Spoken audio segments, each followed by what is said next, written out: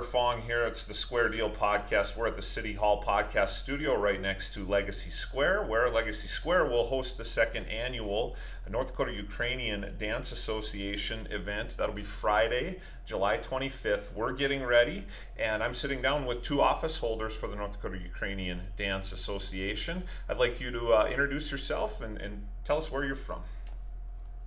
Well, let's start with the president. Okay. I'll go to the end of the table first. My name's Andrea Casson. I'm the president of the North Dakota Ukrainian Dance Association. And my name is Anya Bohn, and I'm the treasurer of the North Dakota Ukrainian Dance Association. Yeah, and of course, I'm from the community. I'm very interested in your event. I don't happen to be Ukrainian, and I think we have a mix here at this own table, which is what I've learned. But Anya, you are Ukrainian by your ancestry, and tell us a little more of your upbringing. Where'd you grow up, and what are some things about your family that are traditionally Ukrainian? Yeah, so I am culturally Ukrainian. My family immigrated here in the early 1900s.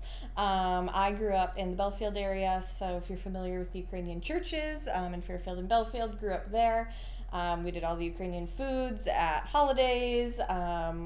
We like to do at Easter the Ukrainian art of Easter eggs, pisanke, all of that stuff. And yeah, my family's been involved in camp as long as it's been around. My mom was a board member, my aunt was a board member, my sisters and I all danced. And yeah. You all started at age, 4 or 5?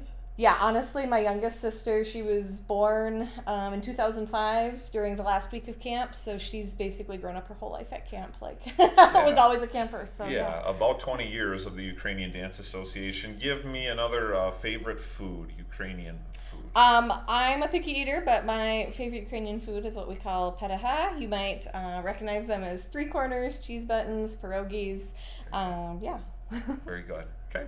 And although you are the president of the organization, you don't happen to be Ukrainian, but you certainly have friends and family who are. So tell us more, Andrea. Yeah, so Anya's actually my cousin by marriage, and I am not Ukrainian. I'm a mixture of the traditional Midwest Norwegian and Swedish, that kind of thing. But they started me dancing when I was 11, and it was the highlight of my year every summer. We would spend basically 2 weeks every day, all day at DSU, getting ready for this big festival. And we haven't done it since COVID. This is our first big year back with the full 2-week dance workshop, and we're very excited about it.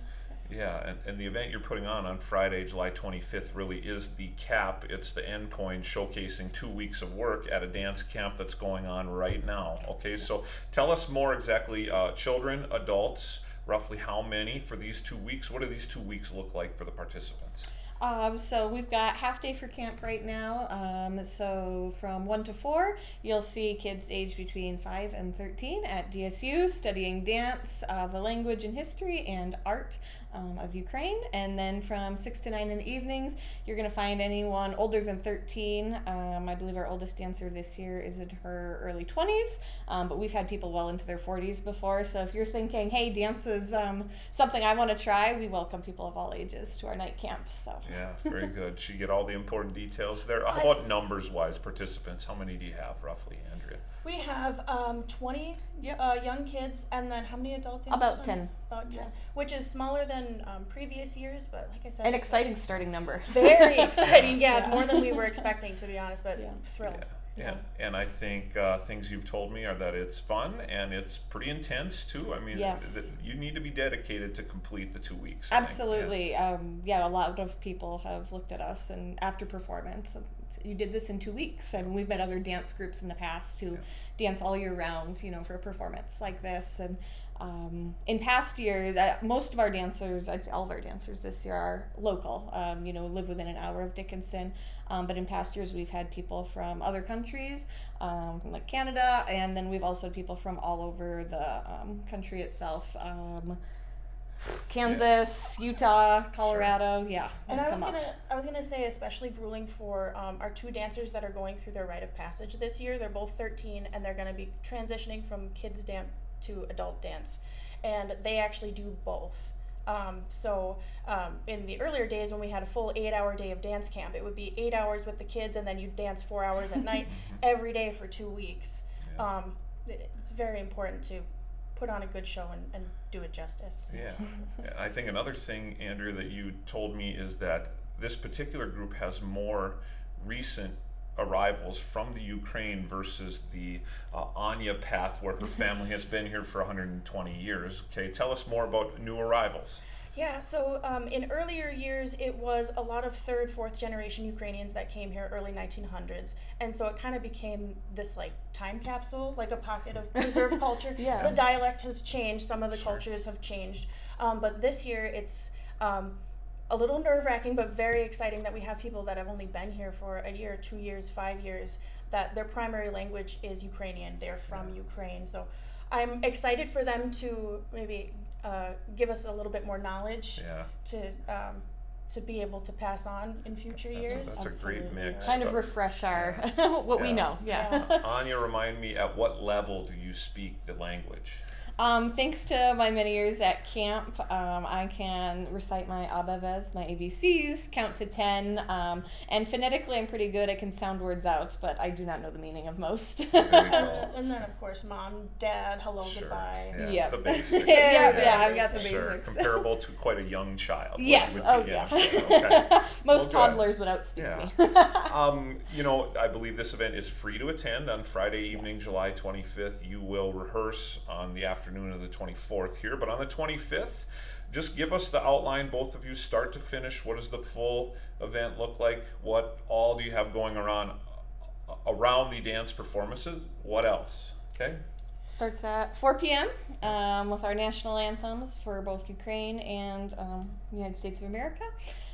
We're planning on starting with our younger dancers, get them on the stage, off the stage, so that they can enjoy the rest of the afternoon. There's a dance group, Ukrainian dance group out of Medora. They'll have several dances as well. They're going to perform, some little kids again, so that'll be cute to see.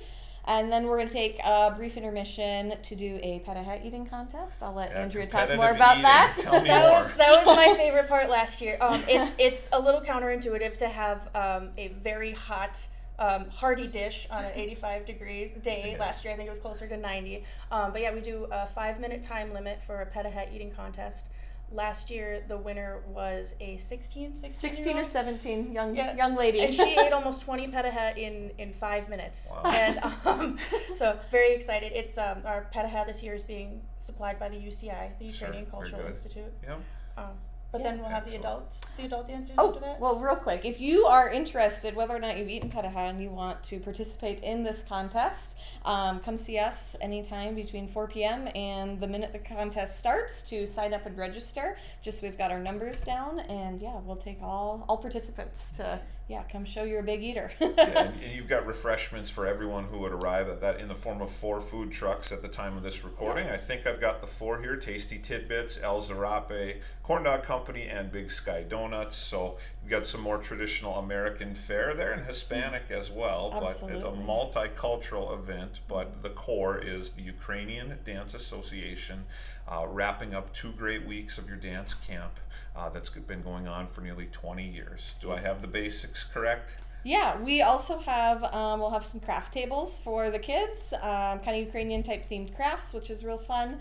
And then we'll have like a Enduda merchandise booth as well. So if you want to come support us in that way, we'd love that. Another highlight you'll see on the stage, besides our adult dancers who are excellent, is, like Andrea said, we have 2 a lady and a gentleman who are going through the rite of passage ceremony.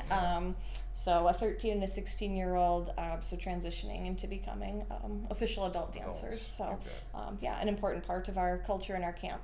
Very good. Okay, Andrea, any other important details that we missed? How'd she do? If it does end up being 85 degrees, hopefully not, but we're also utilizing Legacy Square's splash pads, so that's kind of why why we did the little kids first. Like we gotta, That's smart. So good way to cool off. Legacy Square we're very excited. It's a great venue. We're very lucky. You bet. Well, Andrea, Anya, I really enjoyed the conversation today. We're going to share this out on all of our social media channels. Then you can do the same with yours. And we hope to see a great turnout from the community at the North Dakota Ukrainian Dance Association Festival, Friday evening, July 25th at Legacy Square.